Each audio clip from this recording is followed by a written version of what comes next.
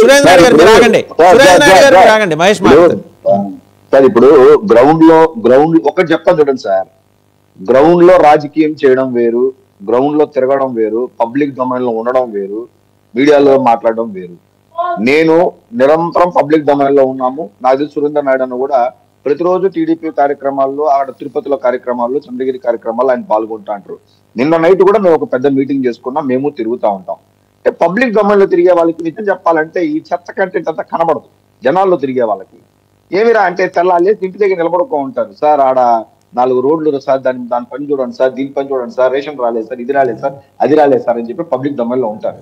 కాబట్టి ఎక్కడో కూర్చొని యాడో కూర్చొని ఏదో మనం ఒక పార్టీ రిప్రజెంటేటివ్ గా మాట్లాడుతూ 10 ఉద్యోగాలు వచ్చిందా, 6 ఉద్యోగాలు వచ్చిందా, 2 ఉద్యోగాలు వచ్చిందా అని పనికిరాని మాటలు మాట్లాడే వాళ్ళకి నేను ఎప్పుడు సమాధానం చెప్పను. రెండోది ఏంటంటే ఇక్కడికి వస్తే తెలుస్తుంది. సుజాత గారు లెట్ హిమ్ స్పీక్ అవుట్. మీరు మాట్లాడేంత వరకు ఆయన మాట్లాడాలి. మీరు ఆగండి, నేను వస్తాను మీ దగ్గరికి. Let him speak out, let him speak out. ఉండండి మేడం, ఎక్కడో కేరళలో ఉన్నారంటే సార్ చెప్పారు. కేరళలో ఉండే వాళ్ళకి ఆంధ్ర రాష్ట్ర రాజకీయాలు ఏం కనబడతాయి నాకు అర్థం కావట్లేదు. ఏదో ఆడ కూర్చొని మాట్లాడితే ఏం ప్రయోజనం? ఇక్కడ వచ్చి చూడాలి కదా. మీ ఇళ్ళకాడికి ఎవరు వస్తారు చెప్పు? అసలు మీ పరిస్థితి ఏంటి? అసలు వైఎస్ఆర్సీపీ పరిస్థితి. ఉండండి మేడం. సార్ ఒక నిమిషం సార్, నా వాయిస్ వినపడుతున్నది నాకు వినిపిస్తుంది. ఒకటి సార్, నాదేంటంటే ఇందాక అన్నారు పవన్ కళ్యాణ్ గారు నాలుగు నరం లేని నాలుగు ఎదుట మాట్లాడారనేసి. ఒక మాట మాట్లాడడం మా బాస్ బలి చెప్పాడు సార్. అజపాతాలానికి తొక్కితే వైఎస్ఆర్సీపీని కనబడుకుంటా పోతారన్నారు. అడక్క 151 సీట్లున్న పార్టీ 11 సీట్లకు పడించుతారా? అది అజపాతాళం అంటే. ఎక్కడున్నారు అసలు? అజపాతాళం అంటే అది గుర్తు పెట్టుకోండి. భవిష్యత్తు లేని పార్టీ అదొక పార్టీ అంట, దానికి రిప్రజెంటేషన్ అంట. ఎక్కడో కూర్చొని రాజకీయాలు మాట్లాడతారంట. ఎప్పుడెప్పుడు వీళ్ళు కొట్టుకుంటారా, వీళ్ళ దగ్గర నుంచి పండెత్తుకోబోదామా అని దొప్పుకొని చూసే చవాలకాడ రాజకీయాలు చేసే పార్టీ వైఎస్ఆర్సీపీ పార్టీ. వీళ్ళ ప్రతినిధులు సొంత చిన్నాన్ని చంపేసి దిక్కు లేదు మాట్లాడడానికి, సొంత చెల్లికి దిక్కు లేదు, సొంత తల్లికి దిక్కు లేదు. ఏం మాట్లాడతారు సార్? జాగ్రత్తగా మాట్లాడాలి, ముందే చెప్తున్నాం. పిచ్చి మాటలు మాట్లాడితే, వ్యక్తిగతంగా మాట్లాడితే ఎక్కడున్నా కానీ తీసుకొచ్చి లోపల చేస్తామని చెప్తున్నాం. మరి నేను చేసుకుంటున్నాం. మాట్లాడదు చెప్పాను కదా. పార్టీ ఏం చెప్తుంది? ఎక్కడో మీరున్నారు జనాల్లో, మీరు జనాల్లో ఉన్నారా? మీరు జనాల్లో ఉన్నారా? మీరు పబ్లిక్ లో ఉన్నారా? మీరు పబ్లిక్ లో ఉన్నారా? మీరు జనాల్లో ఉన్నారా? మీరు జనాల్లో ఉన్నారా? మీరు పబ్లిక్ లో ఉన్నారా? మేడం, మీరు జనాల్లో ఉన్నారా? మీరు పబ్లిక్ లో ఉంటే మాట్లాడండి. ఎక్కడో కూర్చొని ఏదో టీవీ ఛానల్లో జూమ్ లింకుల్లో మాట్లాడుకోవద్దు. జనాల్లోకి రండి, చక్క తీసి కొడతారు వైఎస్ఆర్సీపీ వాళ్ళని. జనాల్లోకి వస్తే చక్కగా కొడతారు వైఎస్ఆర్సీపీ వాళ్ళని. నేను ఇంకో పదం రాలేదు, వస్తే చక్కగా కొడతారు. అందుకే దొంగలు ఎక్కడికో బయట జాగ్రత్తగా. రైట్ మహేష్ గారు, డీజీపీ ద్వారకా తిరుమలరావు గారు, ఒక్క నిమిషం అండి. మనం డీజీపీ ద్వారకా తిరుమలరావు గారు మాట్లాడారు. ఏది ఒక పక్క డిప్యూటీ సీఎం పవన్ కళ్యాణ్ గారేమో నేరాలు పెరిగిపోతున్నాయన్నారు, లేదు ఈయన నేరాలు తగ్గుతున్నాయని. ఇద్దరు ప్రభుత్వంలోనే ఉన్నారు. ఈయన అధికారం వైపు, ఆయన పొలిటికల్ ఫ్రంట్లో ఉన్నారు. ఒకసారి డీజీపీ ద్వారకా తిరుమలరావు గారు ఏం మాట్లాడారు చూద్దాం. నేను ఆల్రెడీ చూశాను సార్, మళ్ళీ మీరు ఏనక్కర్లేదు సార్, ఆల్రెడీ చూశాను సార్. ఒక నిమిషం సార్, ఒక నిమిషం చూద్దాం, వినండి. ఆల్రెడీ చూశాను సార్, వినండి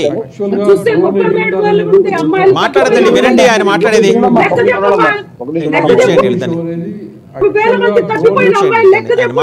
ఏమండి మీరు ఆగండి, ఆయన మాట్లాడేది వినండి. మ్యూట్ చేయండి, దాన్ని మ్యూట్ చేయండి. డీజీపీ గారు మాట్లాడేది వినండి. ఈ రెండు వీడియో చూస్తామండి.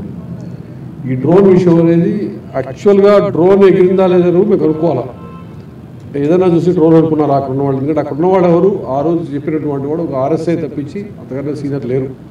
సో అది డ్రోనేనా కాదా అని కూడా తెలుసుకోవాల్సింది. అక్కడ డ్రోన్ ఫ్లై చేసే అవకాశం ఎవరు ఉందో చాలా విశదంగా చాలా విచారించినాకే ఒక కంక్లూషన్కి వస్తాం. అది వాళ్ళ సాయంకాలానికి అయ్యే అవకాశం ఉంది. అక్కడ జరిగిన విషయం ఏంటంటే ప్రోగ్రామ్ అయిపోయినాక జరిగిన విషయం అది. అది కూడాను ప్రోగ్రామ్ అయిపోయి ప్లేక్ దగ్గర పోయి ప్రోగ్రామ్ అయిపోయి కూడా పోయి నిలబడ్డాడు అనుకోండి, ఏం చేస్తుంది దానికి? ఒక పిచ్చోడు నిలబడచ్చు, మంచోడు నిలబడచ్చు, దొంగోడు నిలబడచ్చు. అట్లా ఏదైనా జరగడం తప్పించి ఎందుకు జరిగింది అని చూస్తున్నాం. ఆ ప్రోగ్రాంలో మాత్రం ఎదురైనటువంటి సెక్యూరిటీ ల్యాబ్స్ జరగలేదు మన ఏజెన్సీ ఏరియా అనుకుంటున్నాం. ఏది అయినప్పటికీ ప్రతి చిన్నదాన్ని ప్రతి విషయాన్ని మేము చాలా సీరియస్గా తీసుకుంటాం, అన్ని విచారణ చేయడం జరుగుతుంది. అంటే మేము ఈ రెండు వీడియో చూస్తున్నాం. రైట్ మహేష్ గారు, ఆయన ఏంటంటే డీజీపీ గారు కంక్లూషన్కి వచ్చారు. డ్రోన్ ఎగరేసింది బహుశా ఆయన ఉద్దేశంలో పిచ్చోడు అయి ఉండొచ్చేమో. ఇప్పుడు వైసీపీ హామీలో పిచ్చోళ్ళ రథాలు తగలబెట్టడం, రాముడి విగ్రహాలు నరికేసి అవతల పడేయటం ఇవన్నీ చేసినట్టు ఆ పిచ్చోళ్ళ లెగసీ కంటిన్యూ అవుతుందా ఇక్కడ కూడా? సార్ ఇప్పుడు ఒకటి చూడండి సార్, అంటే గత కొద్ది రోజులుగా కొన్ని చోట్లలో జరిగే ఫ్లాస్ మనం చూస్తున్నాం. అంటే ఎవరో ఒకరు డిఎస్పీ లాగా రావడం కానీ, మన్యం ప్రాంతంలో కానీ, లేదంటే ఇక్కడ డ్రోన్ ఎగరడం కానీ, లేదంటే మనకు ఒక థ్రెట్ కాల్ చేయడం కానీ, ఇవన్నీ కూడా కంటిన్యూస్ గా జరుగుతా ఉంది. అదంతా వచ్చేటప్పుడు డెఫినెట్లీ డీజీపీ గారు దాని మీద రెస్పాండ్ అవ్వాల్సిన పరిస్థితి ఉంది. ఖచ్చితంగా సెక్యూరిటీ అనేది ఖచ్చితంగా పవన్ కళ్యాణ్ గారికి ప్రొవైడ్ చేయాల్సిన పరిస్థితి ఉంది. ఇంకోటి ఏంటంటే జనరల్ గా నాకేంటంటే సార్, ఇప్పుడు మామూలుగా కూడా వేరే మినిస్టర్స్ లో ప్రోగ్రామ్స్ లో కానీ అదర్ ప్రోగ్రామ్స్ లో కూడా ఇలా వచ్చి వెళ్లే వాళ్ళు చాలా మంది ఉంటారు. బట్ ఏంటంటే వాళ్ళ అంత ఫేస్ లోకి రారు వాళ్ళంతా కూడా. But when comes to deputy CM గారు వచ్చినప్పుడు ఏమవుతుందంటే, పవన్ కళ్యాణ్ గారి విషయంలో ఏమవుతుందంటే ఎవ్రీథింగ్ పర్టికులర్ గా ఉంటుంది కాబట్టి బయటపడతారు, ఈజీగా దొరికిపోతారు. చాలా విషయాలు, చాలా థ్రెట్ కాల్స్ వేరే వాళ్ళకి రావా, వేరే విధంగా వాళ్ళు అటాక్ చేయరా అంటే ఉంటుంది. బట్ ఏంటంటే ఇక్కడ బయటపడుతుంటున్నాం. ఇంకా ఇది విషయం సార్, డీజీపీ గారు నిన్న క్రైమ్ రేట్ గురించి మాట్లాడేటప్పుడు నేను చెప్తాను చూసాను, యాజ్ అడ్వకేట్ మనకు ఎఫ్ఐఆర్ ఫైల్ అయితేనే మనకు రిజిస్టర్ అవుతుంది కేసు. అదే డీజీపీ గారి డాష్ బోర్డ్స్ లో, ఏపీ పోలీస్ డాష్ బోర్డ్స్ లో ఇన్ఫర్మేషన్ ఉంటుంది. అలా కాకుండా ఆ రోజు కళ్యాణ్ గారు ఏం చెప్పారంటే, యూటీజింగ్ మీద మాట్లాడారు. మీరు నమ్మరు, యూటీజింగ్ మీద మాట్లాడారు. నేను చెప్తాను, నిన్న మా లోకల్ మా నియోజకవర్గంలోనే పుత్తూరులోనే నిన్న ఒక ఆర్టికల్ పడింది. మొన్న పవన్ కళ్యాణ్ గారు పిఠాపురంలో మాట్లాడిన తర్వాత పుత్తూరు అనే దాంట్లో మీకు సెండ్ చేస్తాను. అంటే రాత్రిళ్లలో ఈ కుర్రాలు ఈ మధ్య కొంచెం అలా అరుస్తూ బైకుల్ని హారన్ వేసుకొని కొట్టుకుంటూ ఇలా పబ్లిక్ ఇబ్బంది పెడుతున్నారు, ఇవన్నీ కూడా రాశారు. దట్ మీన్స్ ఇదేలాగే యూటీజింగ్ అనే పాయింట్ మీద పవన్ కళ్యాణ్ గారు చెప్పారు. ఇదేంట్రా అంటే ఇవన్నీ కూడా కేసుల కిందకి ఫామ్ కావు, ఎఫ్ఐఆర్ ఫైల్ అయిపోవు, వీళ్ళంతా లోపలేదు. ఎప్పుడైతే కొంచెం గట్టిగా ఎవరైనా మాట్లాడతారో పేపర్లో వస్తుందో కొంచెం తగ్గుతారు. రెండో రోజు పోలీసులు కూడా 2-3 సార్లు తిరిగినప్పుడు ఈ కంట్రోల్ చేయాలి అనే దాని మీద, అంటే వెరీ బేసిక్ యూటీజింగ్ అలాంటివి కానీ తగ్గినట్టయితే వాళ్ళకి ధైర్యం, వాళ్ళు బయట రారు, ఫర్దర్ గా వాళ్ళ అమ్మాయిల మీద అటాక్ చేయరు. గత వైఎస్ఆర్సీపీ పార్టీలో ప్రభుత్వంలో లాగా దరిద్రంగా అమ్మాయిలు లేకపోతే ట్రాప్ చేయడాలు, లేపుకెళ్ళిపోవడాలు, లేకపోతే వాళ్ళు ఇబ్బంది పెట్టడాలు, ఏదైతే మాట అయితే 32,000 మంది 33,000 మంది ఉంటారో అవన్నీ కూడా బయటకు వస్తాయి. ఆ లెక్కలంతా కూడా బయట చెప్తాంటారు. అవన్నీ చెప్తేనే జనాలు ఓట్లేశారు, మీకు 11 సీట్లు ఇచ్చినారు. అన్ని ఆడ పవన్ కళ్యాణ్ గారు చెప్పింది తర్వాతే. అదేదో అన్నారు ఇందాక ఒక మాట, సన్ రైజ్ అంటే మోడీ గారు అనో చెప్పారండి. అవును, ఈ విషయం ఇప్పుడు చెప్తేనే తెలిసింది. ఈ విషయం మోడీ గారికి తెలియదు, మన రోజు మాట ఇచ్చినామని. ఎప్పుడు సార్, గతంలో ఏ స్టేట్మెంట్లు ఇచ్చారని మాట్లాడే వాళ్ళు ఎప్పుడు కూడా గతంలో మిగిలిపోతారు, గతహారంగా మిగిలిపోతారు. వర్తమానంలో ఏం జరుగుతుందని మాట్లాడేవాడే భవిష్యత్తు ఉంటుంది తప్ప, గతంలో మాట్లాడే స్టేట్మెంట్ తీసుకొచ్చి ఇప్పుడు దాన్ని కనెక్ట్ చేసి మాట్లాడే వాళ్ళు ఎవరికి ఫ్యూచర్ గానీ భవిష్యత్తు వర్తిస్తుంది. ఎందుకంటే జగన్మోహన్ రెడ్డి అనే గతాన్ని వర్తమానంలో ఇంకా మాట్లాడుతున్నారు కదా, మానేయండి. జగన్మోహన్ రెడ్డి గతం వర్తమానంలో లేడు, భవిష్యత్తులో వస్తాడో లేదో తెలియదు. ఆయన గురించి మీరెందుకు చెంత పెట్టుకుని రోజు మాట్లాడుతున్నారు? వదిలేయండి. మేమేం మాట్లాడట్లేదు సార్, మేము ఎప్పుడో వదిలేస్తాం సార్. అసలు మేము పట్టించుకోవడం మానేస్తాం.